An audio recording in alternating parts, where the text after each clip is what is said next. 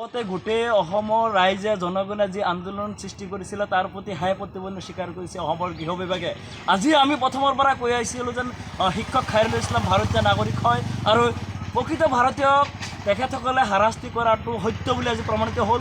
আজি ভাৰত চৰকাৰ তথা অসম চৰকাৰ বাধ্য হ'ল খাইৰুল ইছলামক পুনৰ ঘূৰাই আনিবলৈ। গতিকে অসমৰ ৰাইজক আমি ধন্যবাদ জ্ঞাপন কৰিছোঁ। মোচাৰ যি আন্দোলন, মোচাৰ যি স্থিতি আছিলে সেয়া আজি সত্য বুলি প্ৰমাণিত হৈছে। গতিকে আজি সংবাদ মাধ্যমৰ জৰিয়তে অসমৰ ৰাইজক আমি ধন্যবাদ জ্ঞাপন কৰিছোঁ। আৰু এটা কথা ক'ব বিচাৰিছোঁ যেন আজি তেওঁলোকে ক'ত সাহস পাইছিলে যেন আজি এজন স্বদেশী নাগৰিকক তেওঁলোকে মেন জন এৰিয়াত এৰি দিবলৈ। আজি পুনৰবাৰ তেখেতসকলে সেই খাইৰুল ইছলামৰ লগতে বিভিন্নজনক আজি ৰেহাই কৰিবলৈ বাধ্য হ'ল। গতিকে আমি প্ৰথমতে ধন্যবাদ জ্ঞাপন কৰিছোঁ যেন অন্ততঃ অসমৰ মুখ্যমন্ত্ৰীয়ে বুজি পাইছে যেন স্বদেশীক হাৰাশাস্তি কৰিলে যেন ইয়াৰ পৰিণাম যেন ভয়াৱহ হ'ব, সেয়া কিন্তু অসমৰ মুখ্যমন্ত্ৰীয়ে বুজি পাই গৈছিলে আৰু নতি স্বীকাৰ কৰি আজি খাইৰুল ইছলামক তেখেতসকলে আজি যোৱাকালি ৰাতি আমাক সমজাই দিছে। গতিকে আমি ধন্যবাদ জ্ঞাপন কৰিছোঁ। আমি বিচাৰিছোঁ যেন অসমৰ মুখ্যমন্ত্ৰীৰ নেতৃত্বত এই দ্বীপোটাৰ সমস্যাটো সমাধান হওক আৰু অনাগত দিনত যাতে এজনো স্বদেশীক যাতে হাৰাশাস্তি কৰা নহয় আমি মোচাই আহ্বান জনাইছোঁ। আমি কথা দিয়া ধৰণে মুখ্যমন্ত্ৰীয়ে যেনেকৈ কথা ৰাখিছে আমিও কথা ৰাখিম। আপোনালোকে গাঁৱে লোক আদালত পাতি দ্বীপোটাৰ সমস্যাটো সমাধান কৰক। স্থানীয় মেজিষ্ট্ৰেট থাকিব, তাত মোচাৰ কৰ্মকৰ্তাসকল থাকিব, অসমৰ জনগণ থাকিব।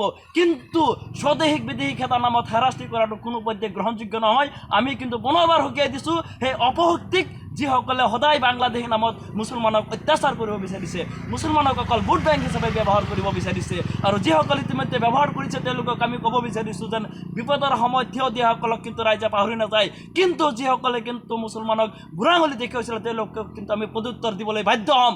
অনাগত 2026ত কিন্তু তাৰ পৰিণাম ভয়াৱহ হ'ব। গোটেই অসমৰ ৰাইজে জনগণে যি আন্দোলন সৃষ্টি কৰিছিল তাৰ প্ৰতি হাই প্ৰতিবন্ধ স্বীকাৰ কৰিছে অসমৰ গৃহ বিভাগে। আজি আমি প্ৰথমৰ পৰা কৈ আহিছিলোঁ যেন শিক্ষক খাইৰুল ইছলাম ভাৰতীয় নাগৰিক হয় আৰু প্ৰকৃত ভাৰতীয়ক তেখেতসকলে হাৰাশাস্তি কৰাটো সত্য বুলি আজি প্ৰমাণিত হ'ল। আজি ভাৰত চৰকাৰ তথা অসম চৰকাৰ বাধ্য হ'ল খাইৰুল ইছলামক পুনৰ ঘূৰাই আনিবলৈ। গতিকে অসমৰ ৰাইজক আমি ধন্যবাদ জ্ঞাপন কৰিছোঁ। মোচাৰ যি আন্দোলন, মোচাৰ যি স্থিতি আছিলে সেয়া আজি সত্য বুলি প্ৰমাণিত হৈছে। গতিকে আজি সংবাদ মাধ্যমৰ জৰিয়তে অসমৰ ৰাইজক আমি ধন্যবাদ জ্ঞাপন কৰিছোঁ।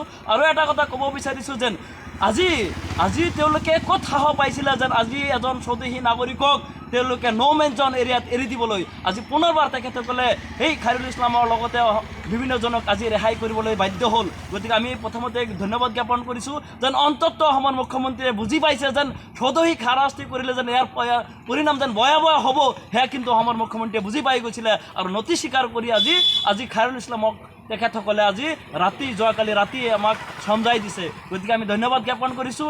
আমি বিচাৰিছোঁ যেন অসমৰ মুখ্যমন্ত্ৰীৰ নেতৃত্বত এই দ্বীপোটাৰ সমস্যাটো সমাধান হওক আৰু অনাগত দিনত যাতে এজনো স্বদেশীক যাতে হাৰাশাস্তি কৰা নহয় আমি মোচাই আহ্বান জনাইছোঁ।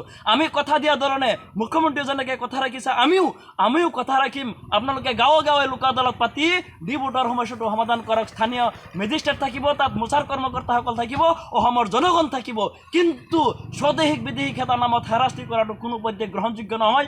আমি কিন্তু পুনৰবাৰ সকীয়াই দিছোঁ সেই অপশক্তিক যিসকলে সদায় বাংলাদেশী নামত মুছলমানক অত্যাচাৰ কৰিব বিচাৰিছে, মুছলমানক অকল ভোট বেংক হিচাপে ব্যৱহাৰ কৰিব বিচাৰিছে আৰু যিসকলে ইতিমধ্যে ব্যৱহাৰ কৰিছে তেওঁলোকক আমি ক'ব বিচাৰিছোঁ যেন বিপদৰ সময়ত থিয় দিয়াসকলক কিন্তু ৰাইজে পাহৰি নাযায়। কিন্তু যিসকলে কিন্তু মুছলমানক বুঢ়া আঙুলি দেখুৱাইছিল তেওঁলোকক কিন্তু আমি প্ৰত্যুত্তৰ দিবলৈ বাধ্য হ'ম।